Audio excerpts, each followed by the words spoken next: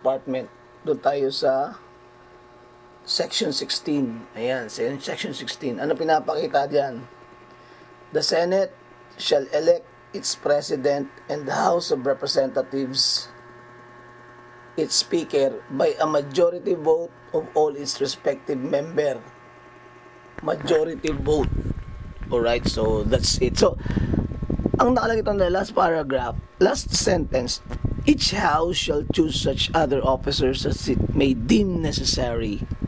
Okay, so yun na. So yun yung, bahala na yung house, bahala na yung Senate kung paano niya i-elect yung mga susunod pa sa Senate President. Pero napagkasunduan nga sa Senate rules, na yung apat na opisyal na i-elect, no, ay kaalinsunod doon sa boto ng Senate President, which is 13. It must be voted by majority. The Senate President, the Senate Pro Tempore, the Secretary, and the Sergeant at Arms. Alright? So, yun na. Pinaliwanag ko na sa inyo, guys. Nakita nyo naman na. No, nakita nyo na ibig sabihin, mali sila Tulpo, mali sila Kiko Pangilinan, mali sila Win Gatchalian, no, napaka mali nila. Kaya nga sabi ko, mayroon silang kasamang lawyer, but the lawyer did not understand that. And isa pa yung meron pa silang president yung Avelino Cuenco, president na yon na case, which emanated pa noong 1949 yun na dito, papaliwanag ko sa inyo mas madali sa Avelino Cuenco. Noong 1949 merong 24 senators at merong 24 senators, yung isang senator nasa United States of America, si Senator Confessor, no, nasa United States. Di natin alam kung nagbabakasyon siya o nagpapagamot. Pagkatapos yung isang senator doon sa Pilipinas, di 23 na lang siya, 23. Nasa US si Confessor So 23 na lang.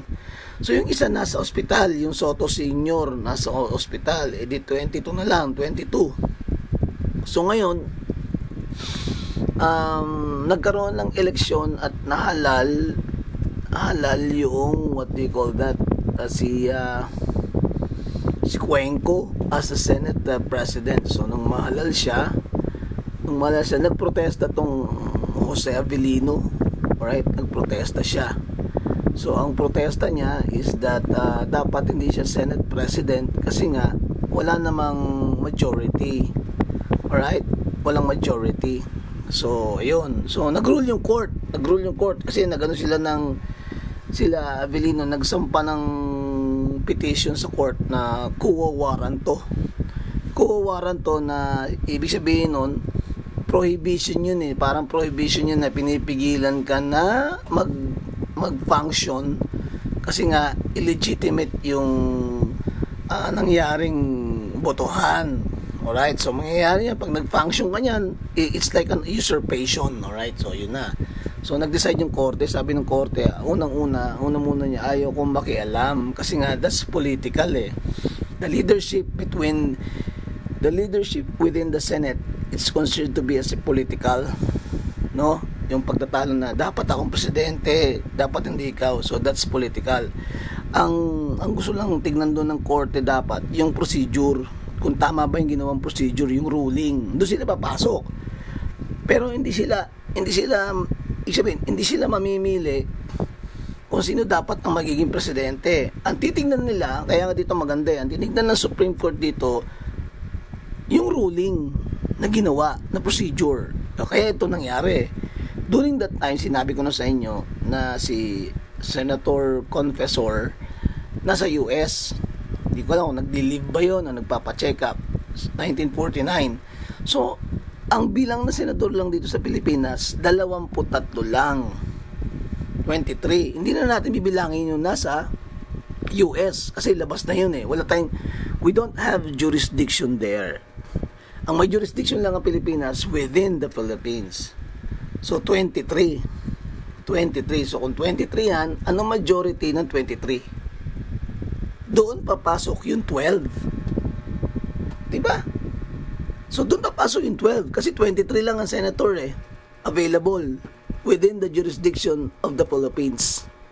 But the senator outside the jurisdiction of the Philippines is not counted. You understand?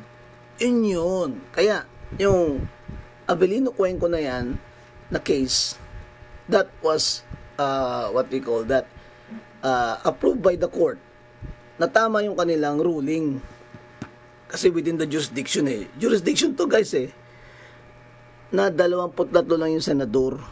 So anong majority ng 23 to 12, di ba? Yun ang sinunod ngayon ng pro-administration ng mga senators, sila Win Gatchalian, which is wrong. Kasi hindi nila naipadala si Senator Bato de la Rosa sa The Hague. Kaya sinasabi ko sa inyo, diba? Kaya pinapahuli nila si Senator Bato de la Rosa para maitapon sa Hague. Pag naitapon sa Hague, wala na siyang bilang. Pag nasa labas ka ng bansa, naitapon ka, at ikaw ay isang senador, wala ka ng bilang. Kung ilan lang yung senador dito sa loob ng Pilipinas, yun lang ang bibilangin.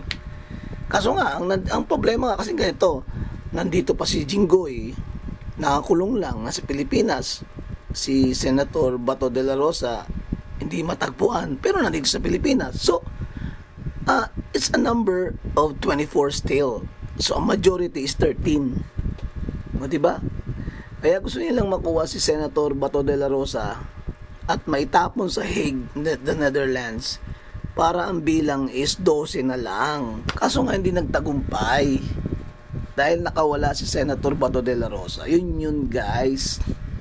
Yun. So simula pa kaya nila gustong maitapon niya si Senator Bato de la Rosa para mapilayan yung pro Sara Duterte na block, the Duterte block. Yun. So the thing is, kamukha niyan, ang pinaka-legit pa rin, tatanong niya, pre, sino yung legit na Senate President? Ang Senate President, hindi napalitan.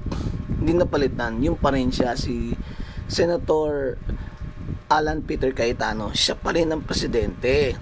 Ang nagtatalo tayo dito, guys, kung sino yung Senate Pro Tempore. Ang Senate Pro Tempore ni Senate President Alan Peter Cayetano ay si Senator Loren Legarda. Ang Senate Pro Tempore ng administrasyon ay si Win Gatchalian. So, titignan ninyo sa batas, ano ang mas malapit sa katotohanan, di ba? Titignan nyo lang naman yun Ang pinakamalapit sa katotohanan dyan ay si Senate Pro Tempore Loren Legarda, na siya pa rin ang still the incumbent pro tempore. Alright? Siya pa rin. So, siya pa rin dapat, sa kanya pa rin manggagaling lahat ng mga chairmanship, kung sino yung mga naka-appoint, siya pa rin magre-regulate niyan. Okay. Kaya nga, di ba, nung sinimulan yung, what they call that, yung hearing, hinarang ni John Vic, no? Inutusan siya ng nasa taas. Siyempre, sino mag-uutos dyan para harangin si na Robin Padilla at Senator Robin Padilla at Senator Pia Cayetano, kundi walang iba kundi si yung si Marcos, di ba? Hinarang talaga nila yan para hindi matuloy yung what we call that, yung paglalantad ng katotohanan ng 18 Marines. So, by the way, we salute the 18 Marines, right? Here from Malabon City. Masaludo kami sa inyo, no, mga taga Malabon, 18 Marines, as well as the senators, Senate President Alan Peter Cayetano, no, na you are the bastion of justice, bastion of democracy.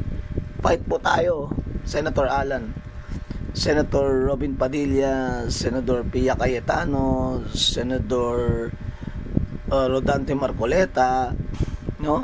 Let's fight. Alright, so yun guys. So yun yung dahilan. So sana to sa maiksi kong pagpapaliwanag, naintindihan ninyo, no? Yung kaibahan, kung ano yung mali, no? Kaya sabi ko dapat, itong si Win Gatchalian, ang dapat nang bumoto sa kanya, 13 senators, not 12. Diba? Una 11 sila, biglang dumating si Chis Escudero. So, naging 12. Sinunod nila yung kaso noon ni Avelino Cuenco case, President case, which is wrong. Mali sila doon. Yung Avelino Cuenco hindi lalapat dito sa nangyayari ngayon kasi nga all the senators are within the Philippine Republic, so that we have 24 senators. The majority is 13. Not unlike during that 1949 Avelino and Cuenco, no, they are 24 senators, but the other senator, which is Senator Confessor, went to the United States of America. So 23 na lang ang nasa jurisdiction ng Pilipinas. What's the majority of 23? 12. O, diba? Yun. So that's it. So yun yung batas. Kaya ang makakaintindi lang nito yung mga talagang dedicated mag-aral ng batas ng law. Pero yung mga mabababaw ang pagkakaintindi, mababaw ang pagkakaunawa, yung mga tipo bang tanga, maniniwala agad sila doon kaila Win Gatchalian na sila ang Senate pro tempore, which is very wrong. No? Maling-mali yan kahit kanino kayo magtanong na dean ng law school, law student, mali yan, hindi tama yan. Alright, so yun lang. So God bless us all. Hanggang dito na lang, guys. And God bless the Senate President Alan Peter Cayetano, no, Senator Robin Padilla, Senator Rodante Marcoleta, Senator Pia Cayetano, and all the senators there, no, which supports VP Sara Duterte. God bless you all and God bless us all. Hanggang sa muling video natin ng analyzation. Thank you very much, guys. Bye-bye.